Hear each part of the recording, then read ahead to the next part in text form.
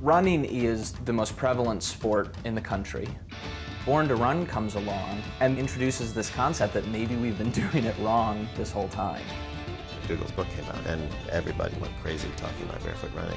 The conversation has started, which has not been in existence for the past 30 years. At points, I remember lying in bed reading it, and my heart was just racing. It was like you were on the starting line, ready to go. The book has opened up a whole new world for me in looking at things with regards to running. Born to Run complemented and reaffirmed taking this evolutionary approach to health. Running is a skill, and there are better and worse ways to run, and Born to Run has helped make that more of a public debate.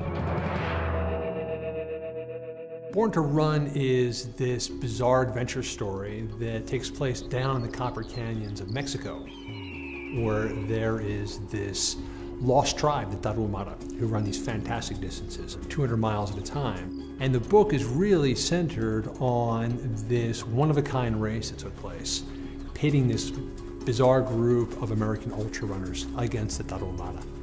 Chris McDougall. I don't think he's capable of writing even a boring email. One of the things that makes the book fun is that he makes everything exciting. To get this group of weirdos together, that's what made the race so exciting. Chris collects characters, particularly in ultra running. One of the great characters is Barefoot Ted. He is the pioneer. Everybody else is running in sneakers, and he is barefoot.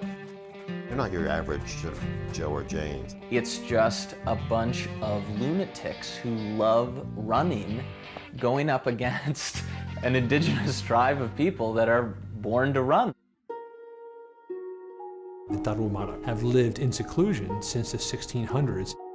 Before reading the book, most of us, runners included, never heard of them before. I hear these people who are removed from civilization, and there's like not a shop in thousands of miles, and they've got no money, and they run simply because they love to run. What's so enticing about the book is the idea that we can learn from evolution. Humans evolved to be long-distance runners because when we diverged from chimps, we became bipeds. And one of the big problems with becoming a biped is that you become slow, you can't gallop. And we know that at least by 2 million years ago, our ancestors were hunting. Except the first projectile weapons only appeared 200,000 years ago. So for 1,800,000 years, we're killing stuff with no weapons. So how are we doing? Persistence hunting.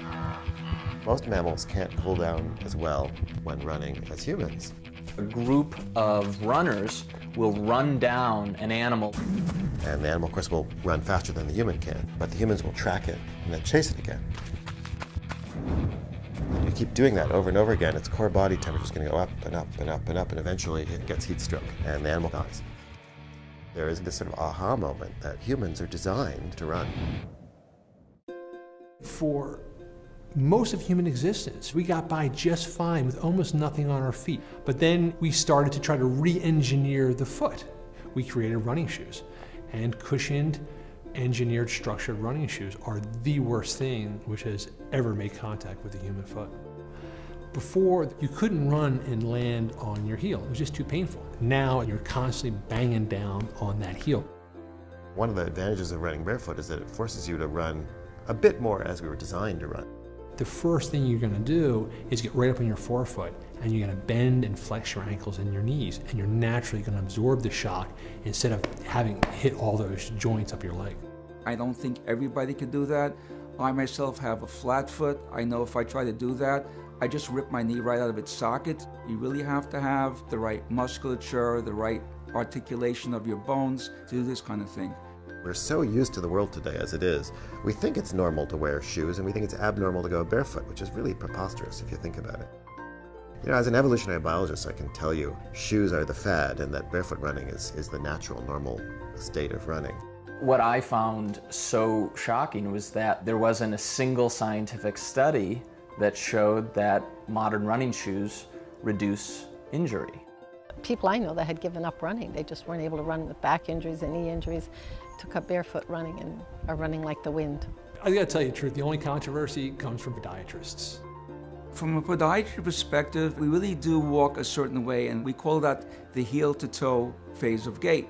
And if that sequence is changed, people who are doing this barefoot running, for example, we're then prone to having injuries.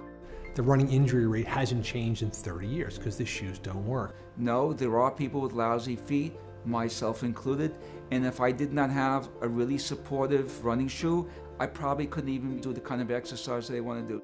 No, just take your shoes off, and that will answer all of your questions. This is something I disagree with McDougall about. There's no magical fix, just take your shoes off and all of a sudden you'll become a perfect runner. It doesn't happen that way. The mistake that everybody makes when they try barefoot running is they do too much too soon. Everybody can learn to run this way, but you can't do it overnight. Well, since I read the book, I'm looking at how people run a whole lot differently. The first time I read about people who are doing this barefoot running, I said, this is all crazy, this is all wrong. And now I'm looking at it for the second or third time from a different perspective. I think the best result that has come from this book is the fact that a conversation is taking place which hasn't taken place in 30 years. People are talking about running form again. Any other activity, golf, swimming, badminton, it's all about technique, it's all about form. Only in running were you told, well, just buy some shoes. I just want people talking about it. Let them explore for themselves, but as long as they understand that it's not the shoes, but it's the style, that's the winning ticket.